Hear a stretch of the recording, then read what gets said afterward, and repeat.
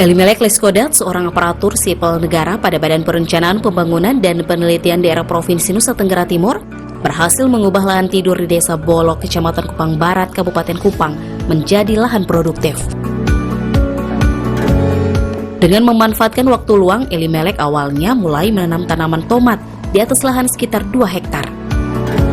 Dari hasil usaha sampingan pertama itu, dirinya meraup keuntungan hingga puluhan juta rupiah. Merasa usaha pertanian ini mendatangkan keuntungan, Elimelek kemudian mulai belajar menanam beberapa jenis tanaman pertanian lainnya.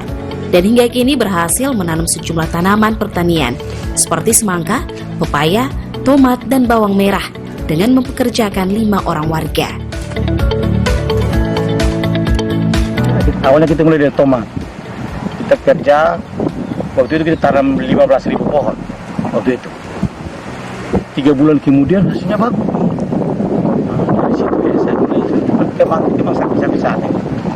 Setelah itu saya juga nonton di YouTube ada semangka. Tapi tidak tahu cara ini semangka non biji ya, sudah saya ketemu dengan orang Jawa satu dari Madura. Sudah belajar dari dia cara kasih kawin, cara ini caranya jadi seperti ini. Cukup banyak. Perkiraan. Ya kalau semangka ya ukurannya ya, ini sekarang ini jadi bisa dapat sampai 60, itu 3 bulan 60 juta. Berarti 3 bulan itu. Dengan hasil panen yang mencapai puluhan juta rupiah untuk sekali panen dengan umur tanaman sekitar 3 bulan, Elimelek berpesan kepada generasi muda untuk dapat berusaha mandiri meraih kesuksesan.